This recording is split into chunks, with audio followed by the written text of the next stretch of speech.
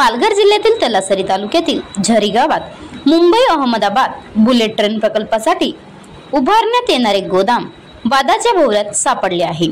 स्थानिक आदिवासी आणि बिगर आदिवासी खातेदारांच्या गोडा प्लॉट जमिनीवर कोणतीही कायदेशीर परवानगी न घेता व्यावसायिक वापर सुरू करण्यात आल्याचे आरोप ग्रामस्थांनी केला आहे। झरी येथील एका बिगर आदिवासी खातेदाराने आपली जमीन साई सौभाग्य डेव्हलपर्स मार्फत L&T ला गोदामासाठी भाड्याने दिली असून सदर जमीन अद्याप कायदेशीररित्या अकृषिक घोषित झाली नसतानाही त्या ठिकाणी यंत्रसामग्री साठवण आणि सपाटीकरण सुरू आहे। स्थानिक आदिवासींनी या व्यवहाराची पूर्वकल्पना न दिल्याचा आरोप केला आहे। या प्रक्रियेत त्यांच्या लगतच्या जमिनीही बाधित झाल्या आहेत, त्यामुळे त्यांच्या पारंपरिक हक्कांवर अन्याय झाल्याची भावना निर्माण झाली आहे। या संदर्भात तहसीलदार, प्रांताधिकारी आणि जिल्हाधिकाऱ्यांकडे लेखी तक्रार दाखल करण्यात आली आहे।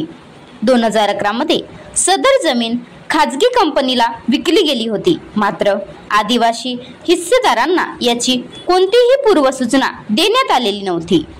ही प्रक्रिया आदिवासी जमीन हस्तांतरण प्रतिबंधक कायद्याच्या विरोधात असल्याचे सामाजिक कार्यकर्त्यांचे म्हणणे आहे। संपूर्ण प्रकरणाची चौकशी करून दोषींवर तात्काळ कारवाई करावी अशी मागणी आदिवासी बांधवांनी केली आहे। न्याय न मिळाल्यास 7 ते 8 दिवसात तीव्र जन आंदोलन छेडण्याचा आदिवासी बांधवांनी इशारा दिला आहे। Maharashtra live news reporter Shailesh तांबडा, राज्य प्रतिनिधी पालघर। ही जमीन 237 मधली 12/7/12 आहे गोडा प्लॉट। ह्याच्यातली 2011 ला हे मालकांनी परस्पर जमीन विकत घेतलेली आहे 7/12 आणि कधीपासून हे शेतकरी आपले आदिवासी ह्याच्यामध्ये रोड पासून ही जी समोर आता दिसते ह्याच्यामध्ये ही जमीन करत कसत होते। पण हे आता बुलेट ट्रेन वाल्यांनी जी भाड्यापट्ट्याने जी कंपनी आहे L&T, हे लोकांनी 2024-2025 रोजी हे लोकांनी लेवल करून सपाटी करून पोलिसांच्या दबावात ही आता यांनी सपाटी करून ह्या लोकांची पूर्ण जमीन घेतलेली आहे। आम्ही तहसीलला, प्रांतला आणि कलेक्टरला अर्ज करून सुद्धा आजपर्यंत काही न्याय भेटलेला नाही आणि कोणाला काही ह्याच्यातली मोबदला भेटलेला नाही। तर ह्याच्यातला आम्हाला मोबदला किंवा न्याय आम्हाला भेटला पाहिजे ताबडतोब।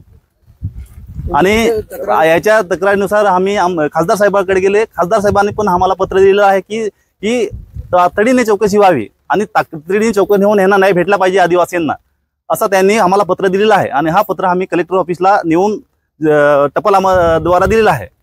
तर ह्याची चौकशी लवकरात जिल्हाधिकाऱ्यांनी पण केली पाहिजे।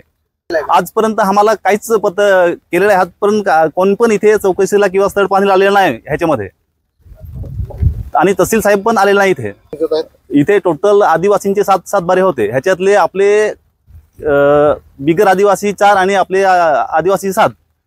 ह्यांची जी जमीन आहे आपली रोड पासून जी करत होतो आणि साईडला काही माहित नाही, ह्यांनी न मोजणी करता खोटी मोजणी दाखवून ह्यांनी ह्याची जमीन ही माझी रोडवरती असं करून सगळ्यांना आदिवासींना दबाव आणून ही लेवल केलेली आहे।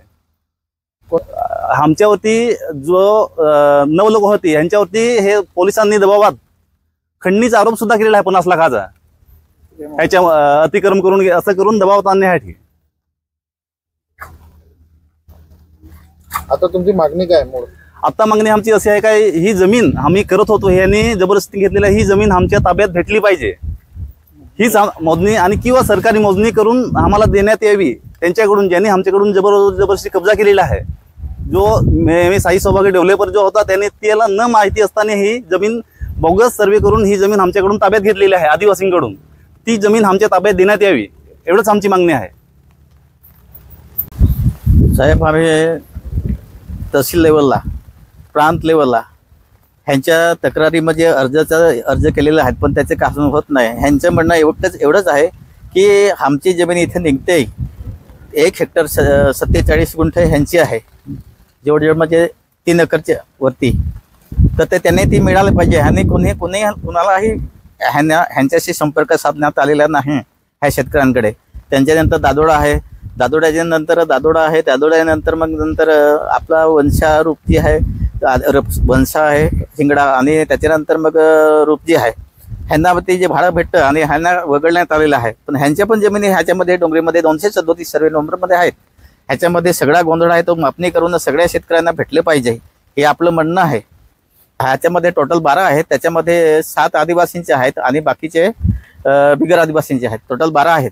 जेव्हा जमीन वगैरे घेतली त्यावेळेला काय मोजणी वगैरे किंवा काही तुम्हाला हे नोटीस वगैरे देऊन हे केलं का? नाही, ह्यांचं म्हणणं एवढंच आहे, शेतकऱ्यांचे म्हणणं एवढेच आहे की आम्हाला नोटीस न करता कुठेतरी खोटा दस्तऐवज बनवून त्यांनी त्या जमिनी काबीज केलेल्या आहेत आणि ह्या अच्या जमिनी आहेत आणि त्या पाठीमागे आहेत. हा सगळा अचा प्लॉट आहे हा इकडनं.